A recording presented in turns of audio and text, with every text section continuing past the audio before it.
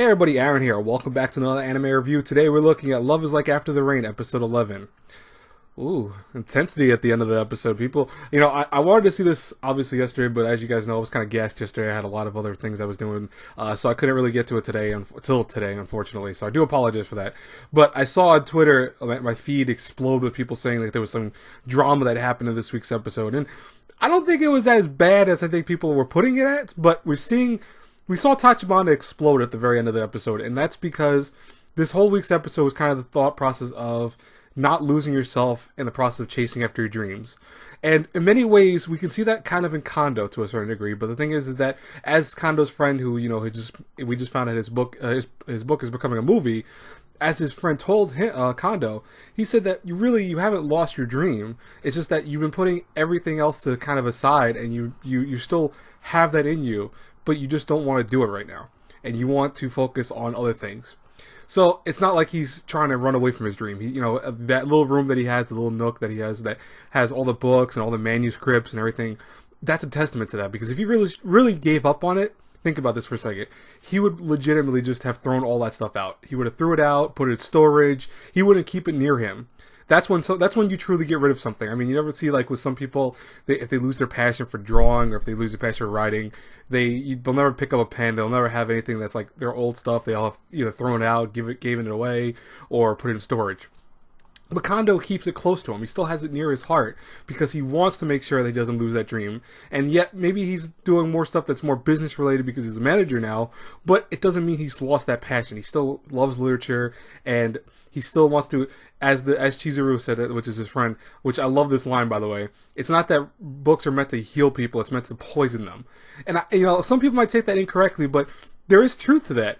Because what you're trying to do, when as a writer myself, when you're writing a book or you're writing a story that you want someone else to read, you're trying to inflict into them something that you're expressing. You're trying to put them into this world by making them fall for whatever story you're writing.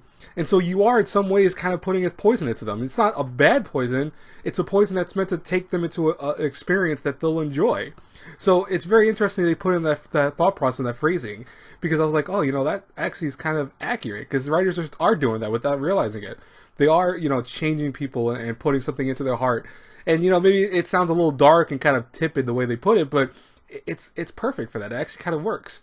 So I did like that line. I love that sequence. And we saw Kondo at the very end of the episode, or at least near it, realize, hey, you know what?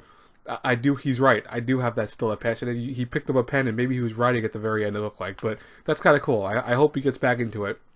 But meanwhile, Tachibana, we've seen as a strong character this whole series so far. I mean, next week's the last episode of the season, maybe the series possibly, because I think the manga is already over. But the thing is that we've seen Tachibana as a very strong character throughout this show. She's fought for what she wants, she's fought for how she believes in things, and she stayed strong despite an injury that would make most people go, you know what, I don't want to do anything anymore. She decided to work through it, she decided to endure, but I think slowly, we just haven't noticed it. Her weakness has been there, it's just been dying and coming out slowly.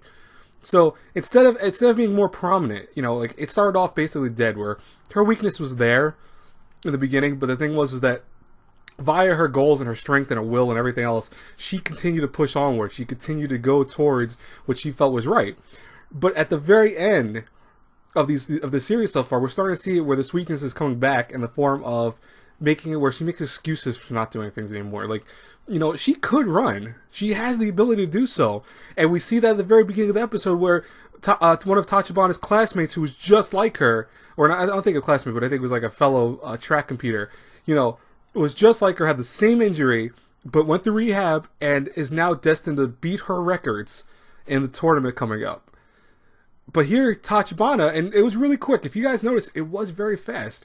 Last week, they were talking about that, where I think it was last week or the week before, where they had her go to go to the doctor's office. They said, you can go through rehab, you can be back to your regular self, you can go run and everything else, you'll be fine, just with a little rehab. She didn't do it.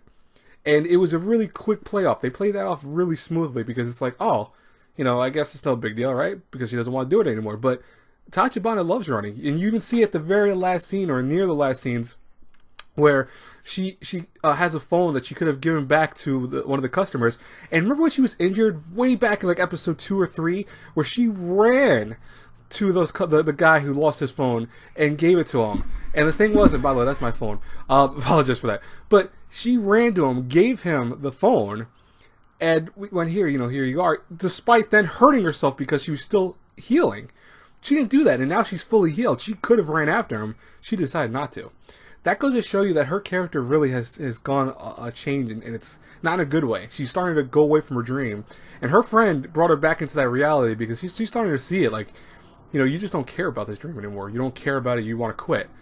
And that's not a good thing. That's definitely going to be weakness for Tachibana going in. And I hope that next week's episode kind of resolves that and she gets, brought back to where she has to go in life. But we shall see, right? Anyways, what do you guys think is going to happen? What do you think about this week's episode? I would love to hear from the comments below. As always, guys and girls, if you like my reviews, think about hitting the subscribe button, sharing the video, liking the video, the whole nine. I will talk to you guys later. I have Junji Ito planned out in probably like 30 minutes. I still have to watch the episode, so give me a little bit for that. Bye-bye, everyone.